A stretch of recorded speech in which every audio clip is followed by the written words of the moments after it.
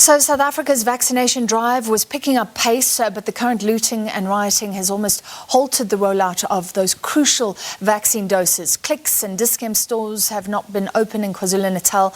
Clicks saying late this afternoon that they are closing down stores in both provinces, and many of those have been attacked. Many vaccination and testing sites have had to close, public sites as well. To discuss, we're joined by Mia Malan now, who is a health journalist and the editor of Bhekisisa. Mia, thank you for being with us. What is the situation as far as you can tell right now? So the impact of the violence has really been sort of like a devastating snowball effect that it's had on health services and vaccinations. And I think the clearest proof we've got of that is when the health department released its vaccination figures last night. The figures were 45,000 fewer vaccinations for yesterday compared to Thursday when the riots and the violence had not started yet. And if we look at which province produced had the biggest dip in vaccinations, it's KwaZulu-Natal, the province with the most riots and where many sites had to close down. And you know, KwaZulu-Natal has consistently been the province that has done very well in vaccinations. It's so far vaccinated the highest proportion of its adult population, about 5%, but now it's severely affected. And when it comes to hospitalizations, we see that hospitalizations are increasing, COVID-related ones in the country at the moment.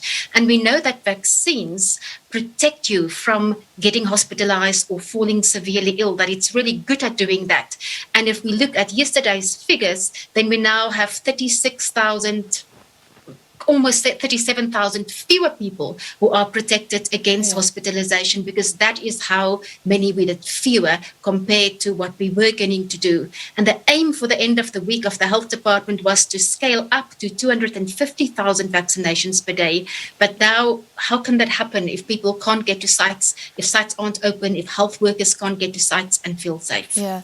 If we look at it public versus private, let's start with public sites. I mean, are we talking about a significant number that are closed, or just a reduction in the amount of vaccines that can be given?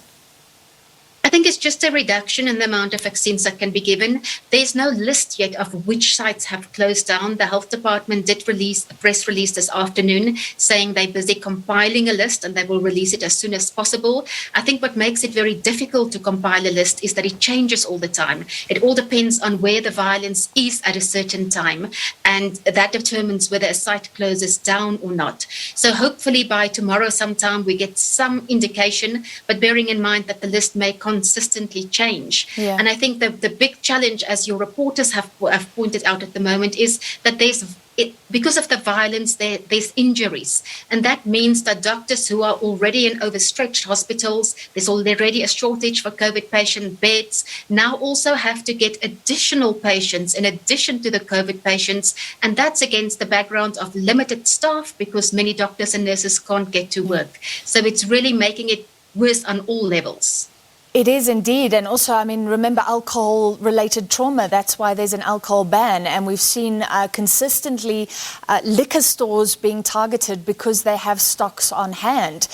So again, undoing what was meant to be achieved with the level 4 lockdown. What about private sites now? Click saying it's closing all its doors, and that affects the vaccination sites. I think Dischem closing certain shops as well. Discovery saying it's closing offices. I don't know how that'll affect its vaccination drive, but the private sector impact must be huge.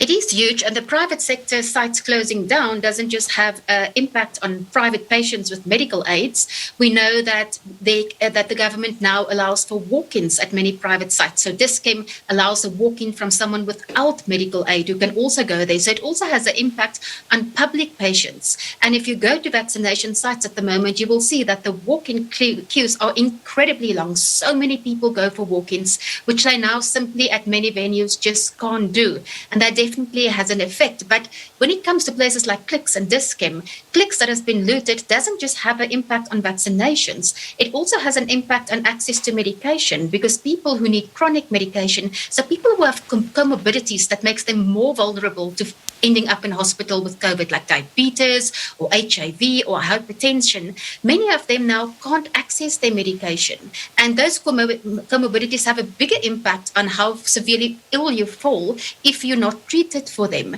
And the health department this afternoon issued a statement asking people to please not buy stolen medicine, because it could potentially be dangerous. It could have been stored incorrectly and not be safe to use, and also not effective. So it really goes beyond just COVID. It goes to people can't access their chronic medications, or they can't access their ARVs if they can't access a clinic, or if a pharmacy has been closed down as a precautionary measure or has been looted.